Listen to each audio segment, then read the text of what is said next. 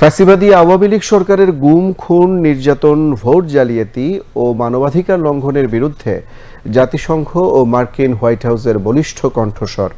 সাংবাদিক মুশফিকুল ফজল আনসারীর বাংলাদেশে প্রত্যাবর্তন উপলক্ষে এক সংবর্ধনা অনুষ্ঠান আজ ঢাকার জাতীয় প্রেস ক্লাবে অনুষ্ঠিত হয়।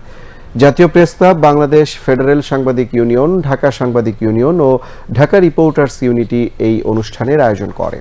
অনুষ্ঠানে বিএনপির মহাসচিব মির্জা ফখরুল ইসলাম আলমগীর প্রধান অতিথি হিসেবে উপস্থিত ছিলেন।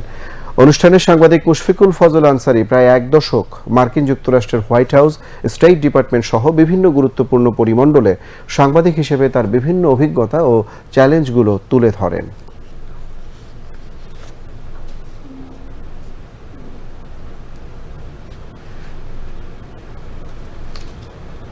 একটি বিপ্লবের মধ্য দিয়ে যে সরকার প্রতিষ্ঠিত হয়েছে, এই বিপ্লবী সরকারের যিনি প্রধান হয়েছেন তার অবস্থান সারা গ্লোবালি। প্রতিবেশী দেশ থেকে এই মহিলাটি বসে এবং তার দোসররা বসে নানা ধরনের চক্রান্ত ষড়যন্ত্র করছে। আমি বাংলাদেশের বিধন্ত রাজনৈতিক দলগুলোকে এবং বাংলাদেশের ছাত্র জনতাকে যারা এই আন্দোলনকে মঞ্জিলে মকসুদে পৌঁছে দিয়েছে তাদের প্রতি আমি অনুরোধ করব, ইউনিটিকে নষ্ট করা যাবে না। আপনাদের আবেগ, অনুভূতি, ভালোবাসার কাছে আমি ঋণী এবং আমাদের মত প্রকাশের স্বাধীনতার সংগ্রাম, গণতন্ত্র প্রতিষ্ঠার সংগ্রাম, মানবাধিকার সমুন্নত রাখার সংগ্রাম থেকে আমি কথা দিতে পারি বিন্দু মাত্র বিচ্ছিন্ন হব না।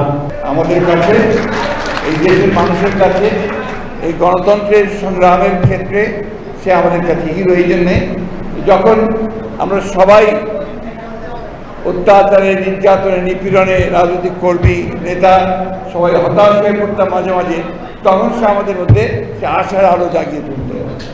এই জন্যে আমাদের সকলের কাছে সে হচ্ছে হিরো, নিঃসন্দেহে।